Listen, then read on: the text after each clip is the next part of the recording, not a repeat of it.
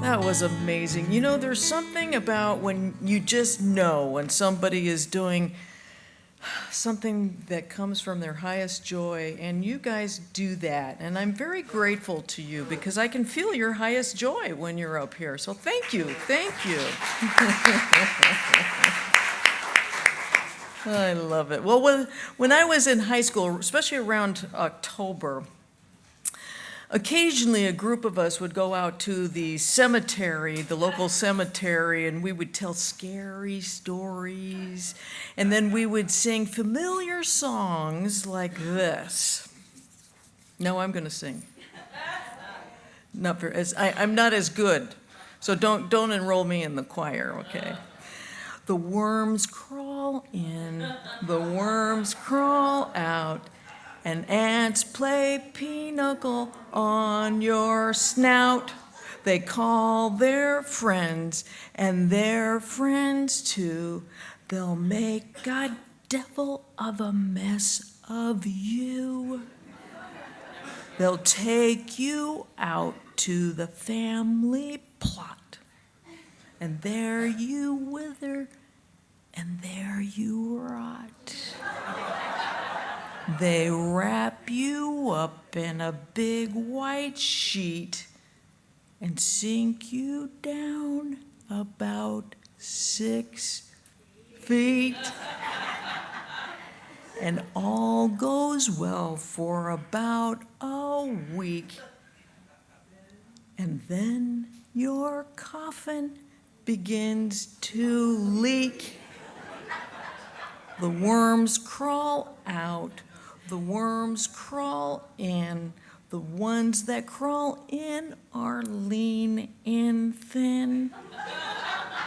And the ones that crawl out are fat and stout. Everybody now, come on now.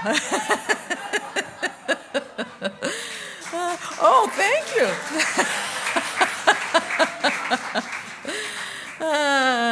Well, during that time in high school, it was really fun to be able to scare one another, tell each other these scary stories, and it was innocent fun.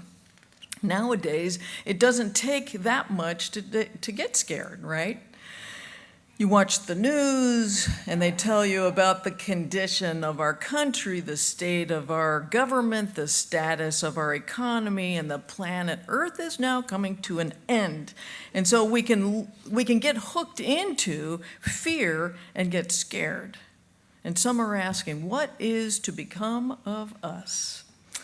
We are living in a world where the FUD factor, fear, uncertainty, and doubt, is in our faces every single day. And the thing is, there are FUD clubs that you can join, which we'll cover in a moment. Many years ago, there was a radio broadcast in this country, and I'm sure all of you know who it was. It was a young announcer by the name of Orson Welles who caused quite a stir. This broadcast warned Americans that the War of the Worlds was beginning and that big, giant robots had landed in New Jersey, of all places. And we are told that as a consequence of that broadcast, that there were heart attacks, there were strokes, and there were suicides. Many people panicked, packing their belongings, crowding to roads, imagining that these big robots would come out and crush them. And nowadays we would say, well, how gullible is that? And we would not fall for something as sensational as that. And yet we do, every single day. Whether it's a comet that's about ready to hit planet Earth, or that the terrorists have the end-all, be-all bomb that will destroy us any day now. The doom and gloom fatalities has been foretold and forewarned since the beginning of time. And while disastrous scenarios have changed throughout the centuries, the front page headlines has always been the same: bad news. Can you think of one example in history of the news headline that read, things just keep getting better and better. It's like seventh heaven here on earth. I don't think so. I've never remembered anything like that. Can anyone here remember growing up with duck under the desk drills? Absolutely, we have. How about the headlines about assassinations of Robert F. Kennedy, Martin Luther King, Robert Kennedy? Or how about the images of mushroom clouds or even the Twin Towers disappearing? And so even though we have gone through some very intense times, we made it through. And somehow we're filled with hope and excitement about our future. We knew internally that things were going to change for the better. We knew that somehow all things were going to work out well. So we are at a day and age where you and I are being called to be impeccable with how we spend our emotional and mental well-being. We may ask, have we joined a FUD club in our minds? Fear, uncertainty, and doubt. Everyone is afraid at some time or another. And there are different kinds of fear. One is the spontaneous survival fear, if you will, and that's the kind of fear that tells you that what you are about ready to do or where you are going is possibly dangerous or it's some kind of red flag of some kind. It's a kind of fear that is warning you to move probably in a different direction or do something that protects your safety. It's a type of guidance, if you will. And that kind of immediate action or reaction is natural, instinctive. It's an instinctive reaction of survival. And that kind of fear, of course, is appropriate.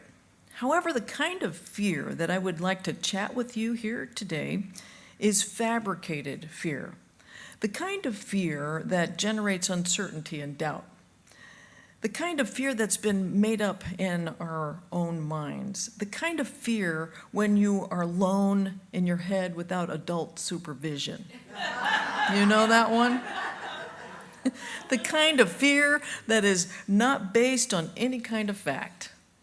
Maybe the kind of fear of not being able to bring in enough money, maybe, which our daily news will confirm that fear if you have joined that FUD club. Or the kind of fear of becoming sick. Our daily news is filled with the latest cancer-causing agent, or maybe the latest flu-killing bacteria that not even antibiotics will cure if you want to join that FUD club. Or the fear of being alone, or maybe the fear of the end of the world and dying. And just so you know, we all have a expiration date. We're all going to get off of planet Earth. Yes, we are going to die somewhere. I don't mean to be a doom and gloom person, but y'all are going to die. Or the fear of being unhappy or failure. So any one of these FUD clubs can paralyze you from moving forward in life. And you are not being stopped by something outside. There's never anything outside of you that's going to stop you. For the outside world will always, always, always try to clamor, to get your attention, to get you hooked in to fear, uncertainty, and doubt. But rather, you are being paralyzed from moving forward only by something that you have generated in your own mind. And fear, uncertainty, and doubt have no power except for the power you give them. Through your belief in them, believing that they're true, believing that they're real. Man's worst enemy throughout the ages has not been famine, it has not been war, it has not been poverty, it has not been liquor, it has not been crime, it has been fear. It is not only the most paralyzing and destructive of all human conditions, but it does more to kill ambition, destroy health, and dull the capabilities of the mind. It has injured and destroyed more individuals, caused more failures, created more conflicts, caused more wars, and made more cowards than any other cause. And so in the wise words of Charles Fillmore, he said, "Fear throws dust in your eyes and hides the mighty spiritual forces that are always with us. Blessed are those who deny ignorance and fear and affirm the presence and power of spirit. That's so true. Fear, it's like throwing dust in your eyes when spirit is always present. Now, just so you know, each one of us here have what Carl Jung calls the shadow self and the light self. In unity, we call that shadow self, we call it the lower ego self. And then we also call the high self, or we call that the Christ self or the divine self. I personally like to call the Christ self, that Christ self within you, it's your highest vibrational, like your highest, like you can't even imagine your highest vibrational frequency within. You can't even tap it. It's so high, right? That's how high your highest high self is. And so as we know, the lower ego self loves to relish in fear, uncertainty, and doubt. And as you know, it loves the FUD clubs. The lower ego self can live large in your life if you give it your full attention. It can live so large. Okay, so what we're going to do right now is to dissect, right? We're just going to dissect the ego self and how it works in our lives and how we can work with it and not against it. Are you game? To work with your ego self, not against it. Now then, take a moment, if you will. Just think of an area where sometimes you go into fear, uncertainty, and doubt. I'm sure you've got something, right? Is there anyone here that doesn't? I don't think. Something. It could be in the area of love, money, family, work, all of the above. So if you got that in your mind, now listen very carefully. What the ego does, it makes you go unconscious to the fact that you have given it power to disrupt your life. Now, I'm going to say that again. In fact, you might just nudge your neighbor and go, pay attention. Good. Pay attention, because this is what's going to happen. You're going to go unconscious again. What the ego does, some of you really jab each other. You should see what I see up here. Okay, so what the ego does, it makes you unconscious to the fact that you have given it power to disrupt your life. The thing is, we are clueless to what we are doing at the time that we're doing it. You see, the ego wants to survive, right? And it can only survive if it gets you to unconsciously identify with it, right? How many times have you unconsciously entertained the soap opera of the mind for hours on end? As Eckhart Tolle said in his book, The New Earth, he said, it can then rise up, take you over, become you, and it lives through you. It needs to get its nourishment through you. It will feed on any experience that resonates with its own kind of energy, anything that creates further anguish in whatever form, fear, uncertainty, doubt, hatred, grief, emotional drama, violence, making up stories, and complaining. It needs that. It needs to be fed by that. Now, personally, what I think is scary is how we go unconscious, right? So what we need to know is that the ego self feeds on your own thinking, your own negative imagery, your own negative emotions. So how do we shift? Okay, so here is where where you really need to stay with me. This is where the ego self likes to make you drift off and go unconscious. First of all, you and I must remember that it is not the ego self, but the identification with the ego self that causes suffering for you and others. You see, the identification with the ego self, thinking that that is who you are. You know, when we're in the soap opera of the mind, we think that is who we are. It is what keeps you in that state of being unconscious. It keeps you in a state of being in torment. For example, if you identify with the ego self and it's telling you that you don't have what it takes to be successful, such as maybe you don't have a degree or you don't have the talent, you don't have the skill set, you don't have the confidence, you don't have the money. I mean, the list can go on in the soap opera of the mind. And what happens is that you draw everything, like attracts like, right? Energy. So what happens, you draw everything to you, all the support you need from the world to endorse the story of the ego self. You will have family, you will have friends to advise you that the ego self is right. You will draw stories from news, internet, to validate that the ego self is right. You will become friends with people that strengthen and agree with the low ego self ideas. And when you identify with the ego self story, consequently, your actions reflect its viewpoint. Now we're going to delve into this a little deeper. You ready? Many of you know the story of Neil Donald Walsh, right?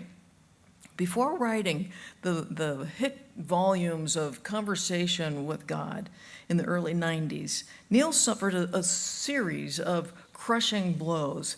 There was a fire that destroyed all of his belongings, the breakup of his marriage, a car accident that left him with a broken neck. Once recovered, but alone and unemployed, he was forced to live in a tent just outside of Ashland, Oregon.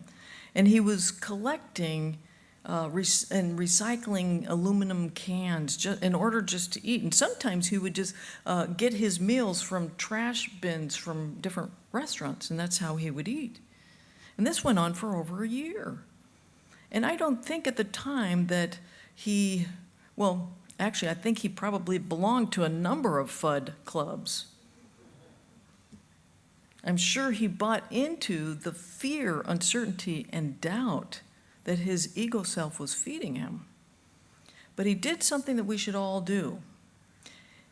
It began as writing an angry letter to God. Now remember, in unity, we believe that God is everywhere present, within you, all around you, and God is greater than any circumstance, mightier than any condition, and God even lives in the dark places. There's not a spot where God is not, my friends. So actually, he was having a conversation with his higher self as he's writing down this letter to God.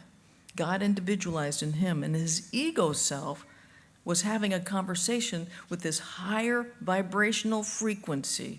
You see, the ego likes to negotiate. Remember that. It loves to negotiate. And through his writing, he's writing his higher self. God spoke to him in a most profound way. And then Neil Donald Walsh had this wonderful tool that actually every single one of us should do when faced with fear, uncertainty, and doubt. And so here's the tool. And this is some homework for you, some extra credit homework if you want to get into the gates of heaven. Just saying. So what you do is you want to just take out your journal, right? Use your quiet time to just begin a dialogue with your higher mind and your ego self. And writing it down makes it seem more real to you than just simply keeping it in your head, having thoughts just fly around willy-nilly. There's something about writing it down. And as you begin by validating and honoring your ego's beliefs, because it thinks that it's trying to protect you. That's the sole reason why your ego, it's trying to protect you. Because it thinks it is you. And because it thinks that what it's doing is out of love and it's trying to protect you. So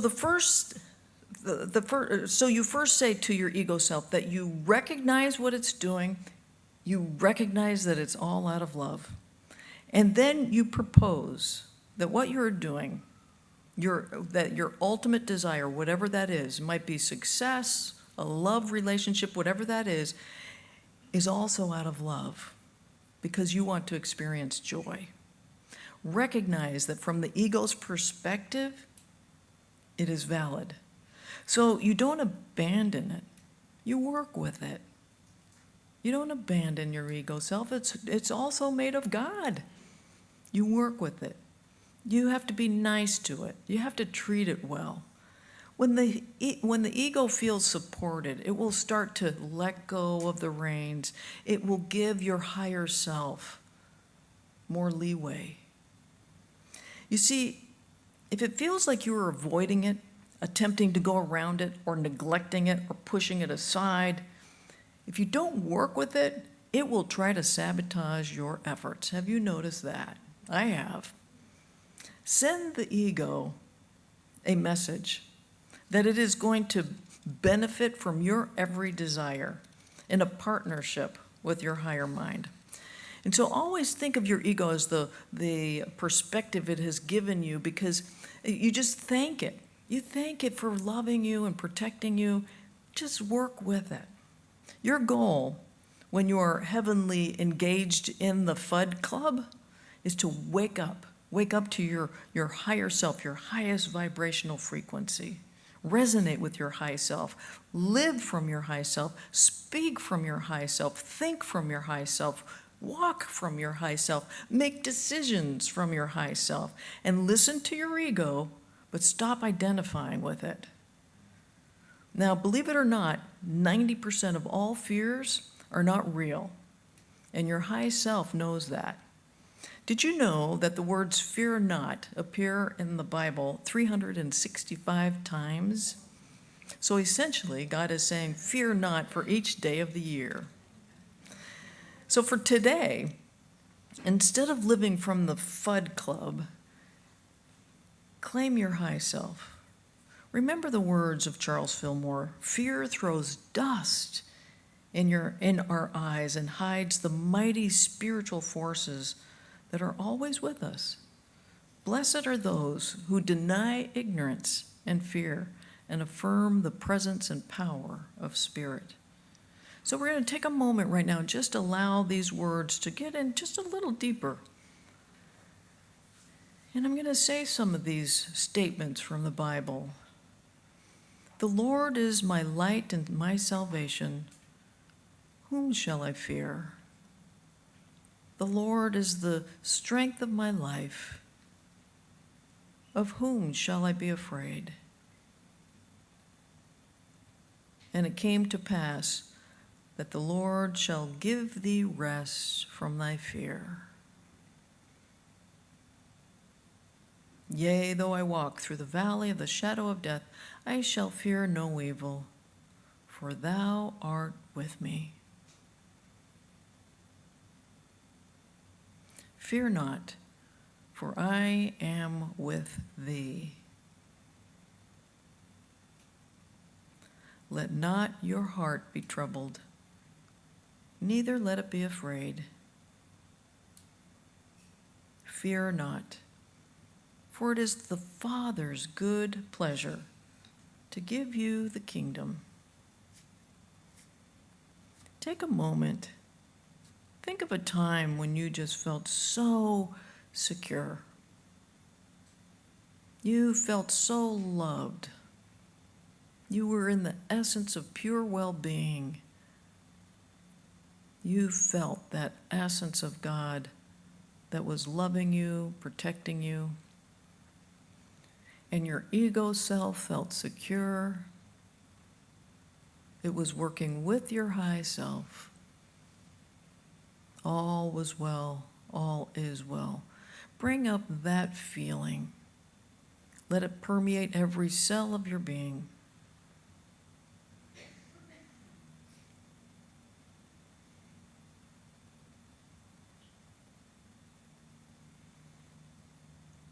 For that feeling, that essence is right here, right now. And when you get into that essence, you look out into your world and you see, oh, it's a wonderful world. There is nothing to fear. It's a wonderful world. and you see everything in its wonder and its simplicity, in its innocence and in its love, in its joy and in its peace. Wonderful world.